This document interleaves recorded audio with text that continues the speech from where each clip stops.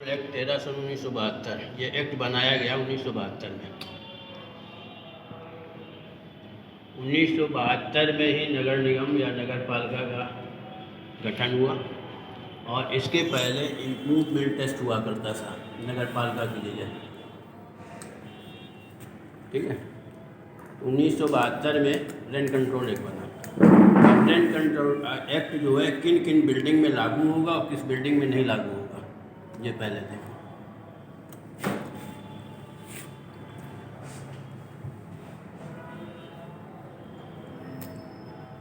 उन्नीस सौ बहत्तर से पहले की जो बिल्डिंग बनी होंगी वो सब में रेंट कंट्रोल एक्ट लागू होगा।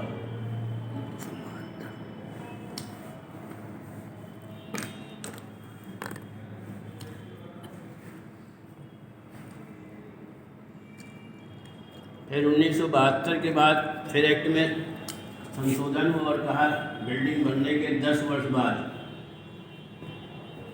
रेंट कंट्रोल एक्ट लागू हो जाएगा, 82। लेकिन फिर समय बदलते बदलते इसको अब ला गया 40 वर्ष पर।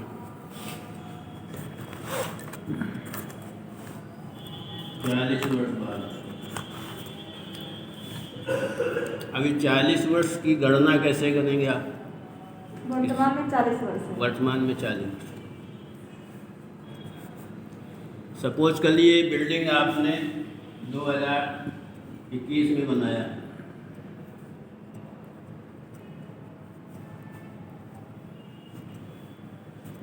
नई बिल्डिंग बनाई है 2021 में जी। इसका नगर निगम में आपने 2021 में ही असेसमेंट करा दिया, ठीक है ना। अब 2021 से 40 वर्ष बाद इस पर रेंट कंट्रोल लागू होगा। 2021 से 40 वर्ष आगे कब तक काउंट होंगे? हाँ, उस पर लागू। उन पर लागू 2061 ठीक, 40 वर्ष बाद। हाँ, मतलब अगर हम रेंट कंट्रोल में उस बिल्डिंग के लिए आएंगे तो 2061 में आएंगे, उससे पहले नहीं आ सकते। अब 2021 से 2061 में आया 40 वर्ष बाद, ठीक है ना।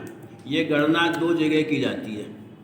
जिस तारीख को ये बिल्डिंग आपकी तैयार हो गई 10/5/21, एक तो ये डेट माननी जाएगी, और जिस तारीख को आपका असेसमेंट हुआ 20/5/20, चाहे असेसमेंट जो पहले होगा इससे माना जाएगा या जिस तारीख को बिल्डिंग तैयार हो गई या इससे माना जाएगा। इसमें समझ में आया? सर ये बताइए, जैसे कि हमारे पास में असेसमेंट नहीं है, तो हम उसकी और हमें एग्जैक्ट तारीख भी नहीं मालूम है, तो क्या कोई ऐसा हमें पेपर लगाना पड़ेगा उसमें कि असेसमेंट तो होगा उसमें? नहीं, जैसे मान लिया कि नगर निगम असेसमेंट नहीं है, हाँ ठीक, लेकिन बिल्डिंग हमारी 40 वर्ष पुरानी है, जब आप कोई कागज ऐसा नहीं, तो जब आप असेसमेंट कराएंगे तो उस तारीख से आप 40 वर्ष जोड़िए फिर। बिल्डिंग फिर चाहे कितने भी पुरानी हो असेसमेंट। क्योंकि इसमें सर आपने बताया ना कि जिस तारीख को बिल्डिंग तैयार हुई, जिस तारीख को तैयार हुई या जिस तारीख को उसका असेसमेंट हुआ उस तारीख से 40 वर्ष। इस तारीख बिल्डिंग 2010/5 में तैयार हो गई, इसका असेसमेंट होता है 20/8/2021 में, तो ये तारीख मानी जाएगी, इस तारीख से 40 वर्ष। मतलब उसके लिए नगर निगम में होना जरूरी है। हाँ जी, असेसमेंट जरूरी है उसका। जी। सर जैसे LDA आवास विकास वाले पे नहीं लागू होता? वो तो सब 40 के अंदर ही आते हैं। LDA आवास विकास से मतलब नहीं है, बिल्डिंग से मतलब। आवंटन से मान लेंगे। वो तो निर्माण तिथि देते हैं, उसमें जी। लिखा होता है ना, उस तिथि से लीजिए, ठीक।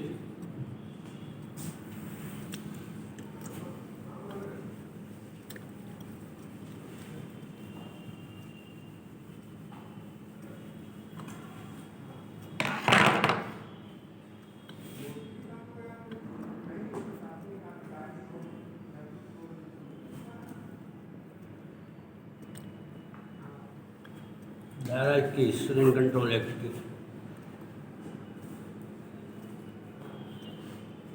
धारा 21 रेंट कंट्रोल एक्ट 1 बीच में का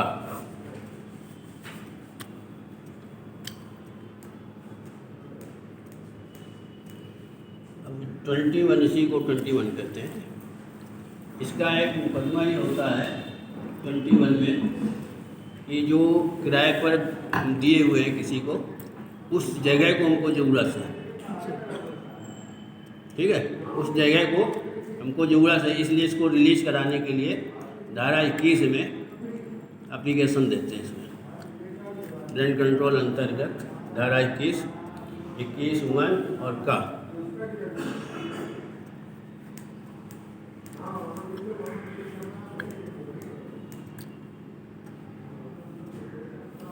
अब इसमें जो का ये लिखा हुआ है, इसका माने है कि बिल्डिंग आपकी सही सलामत है और सही है।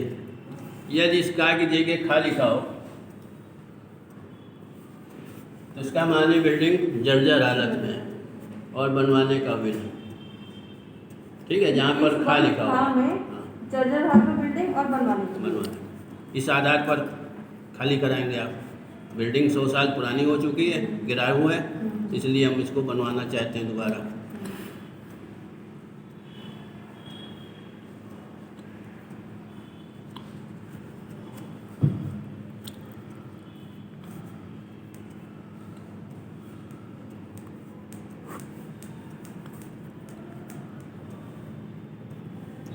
ये जो 21 मुकदमा करेंगे ये पर्सनल नीड पर होता ही है।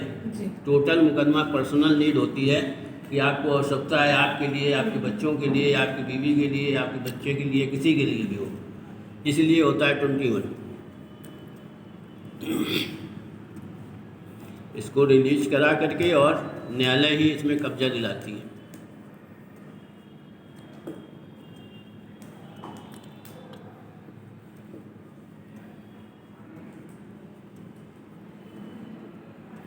ये एप्लीकेशन आपने दिया, इसका ऑब्जेक्शन आएगा, ऑब्जेक्शन के बाद इसका डिस्पोजल होगा अनमेरिट।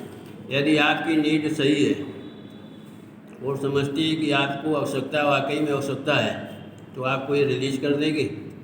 रिलीज करने के बाद आपको कब्जे के लिए फिर एक एप्लीकेशन देना पड़ेगा, ठीक है। 23(1) में, रेंट कंट्रोल एक्ट 23 में, इसको इजरा कहते हैं। जैसे 23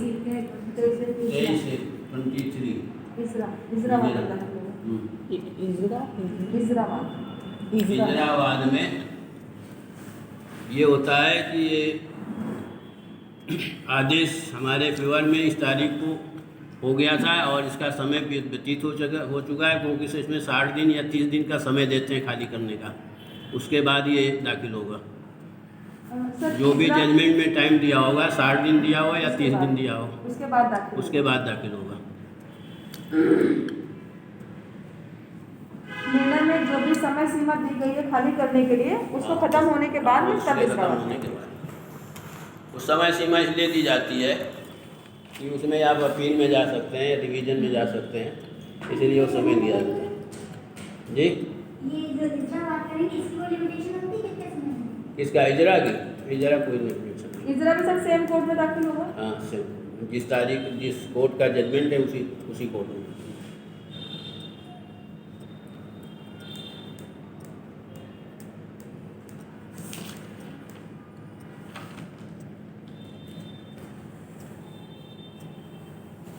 अब इजरा से प्रोसीडिंग ये है कि इजरा से आपको कब्जा मिलना होता है इसमें, ठीक है। इसमें भी नोटिस जाएगी, ऑब्जेक्शन आएगा, ऑब्जेक्शन के बाद इसमें आर्डर होगा। वो भी सर प्रोसेस पूरा वही केस वाला पूरा प्रोसेस होगा। फिर एक पुलिस के लिए आदेश जाएगा यहाँ से, कोर्ट से संबंधित थाने को। संबंधित थाना इसको खाली करा करके और अपनी रिपोर्ट संबंधित न्यायालय में दाखिल करेंगे। जैसे सर हम लोगों ने वो गोमती नगर वाला एक करवाया हाँ, था। जिसको करा है, ठीक है। पर इसमें एक फ़ायदा ये होता है कि पुलिस फोर्स का पैसा नहीं जमा होता है। पुलिस इसमें फ्री मिलती है और पुलिस ही इससे कब्जा दिलाती है।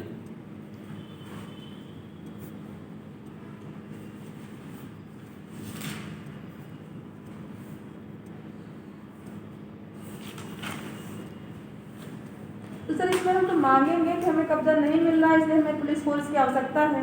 नहीं, आप नहीं मांगे, वो पुलिस, वो कोर्ट का काम है। अच्छा, आपको कुछ नहीं करना, मतलब हमें उसमें अपनी ये कुछ दिखाने नहीं, की जरूरत नहीं कुछ है? नहीं। उसमें दावे जो इजराबाद होगा उसमें थाना भी लिखा होगा, संबंधित थाना भी लिखा होगा, अच्छा, मकान नंबर होगा, चौहत्ती होगी, जजमेंट डेट होगी, सब लिखा होता है। ये सब पुलिस फीस नहीं जमा होती? नहीं, इसमें फीस।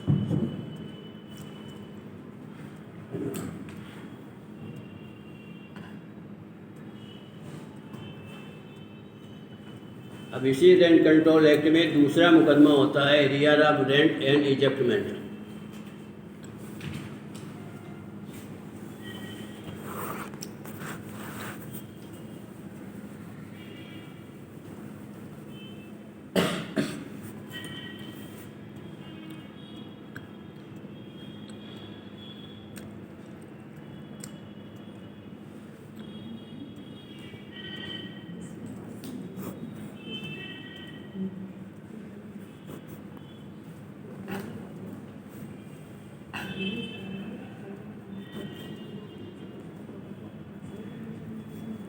बकाया किराया वसूली एवं बेदखली।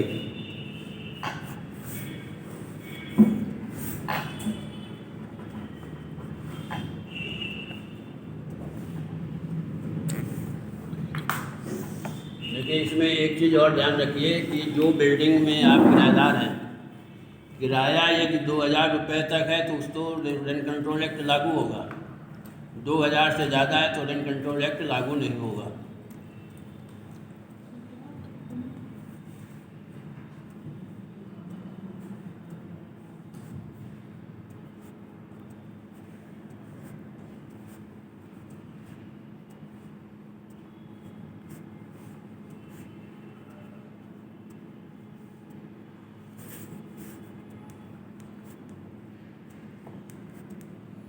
और सर अगर 2000 से ज़्यादा है तो रेंट कंट्रोल लागू नहीं होगा, फिर किसमें छूट होगा? जाएगा इसी में, एरियर ऑफ रेंट में ही, लेकिन उसमें किराएदार को कोई बेनिफिट नहीं मिलेगा, अच्छा, मतलब खाली होना ही होना। इसमें रेंट कंट्रोल एक्ट लागू नहीं होता है, वो मकान मालिक के लिए फ़ायदेमंद है और किराएदारों के लिए नुकसानदेह है।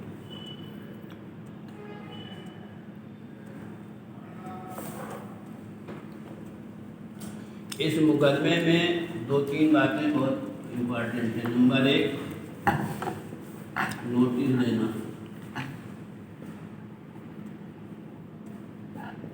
सबसे पहले किराएदार को नोटिस देंगे, ठीक है, और इसकी अवधि कितनी होगी? 30 दिन, 1 महीना।